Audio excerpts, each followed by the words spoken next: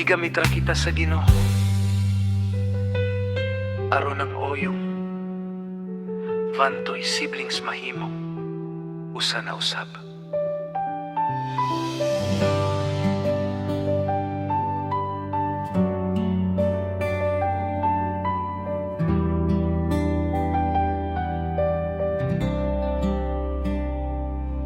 Sa dugaing panahon nga nagkalayo, nabugto ang relasyon tungod sa kalibog sa kalibutan. Lain-lain ug baruganan, lain-lain ug dalan. Apan ang dugo sa pamilya, dili gyud mawala bisan kanusa. Nahilom ang katawa sa matag panagtapok, nausab sa kasakit ug panagbulag. Pero adunay kahayag nga gipadala sa Ginoo aron ipahinumdum nga usara gihapon ta. Ug sa dihang miabot ang panahon, pinaagi sa kasakit ug pahimangno, naablihan pag-usap ang mga kasing-kasing aron magkahiusa ug mobalik ang gugma.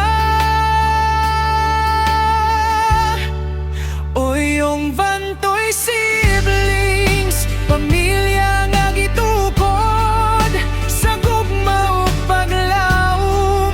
Bisan unsa kalayo sa panagbulag ang Ginoo, gihapon nagdala kanato sa usa ka dalan.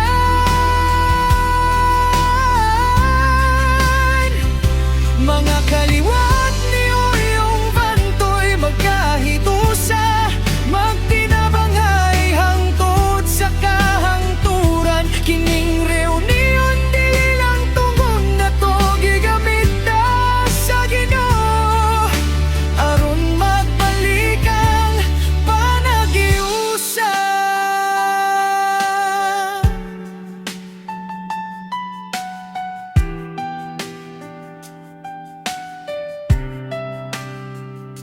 Sa handumanan ni Nanay Mindeng, natawo pag-usabang pagtinabangan.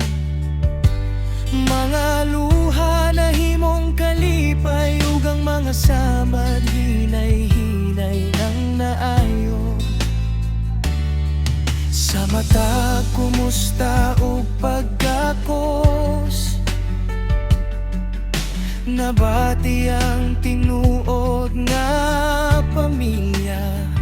Dili politika ang magbuot sa relasyon, kundi gugma nga gikan sa atong dughan. Dili na nato usbon ang kagahapon, pero pwede nato usbon ang kaugmaon.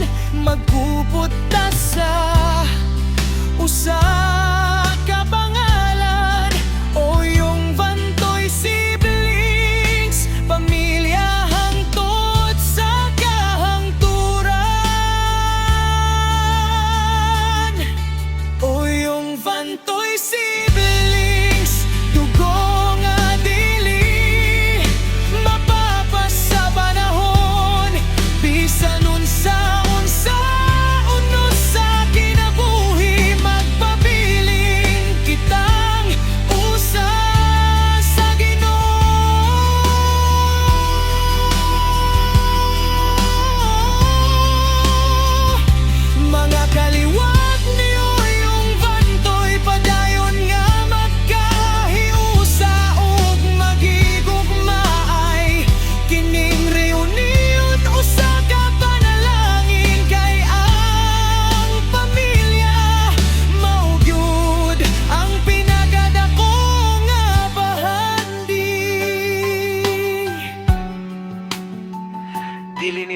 lang.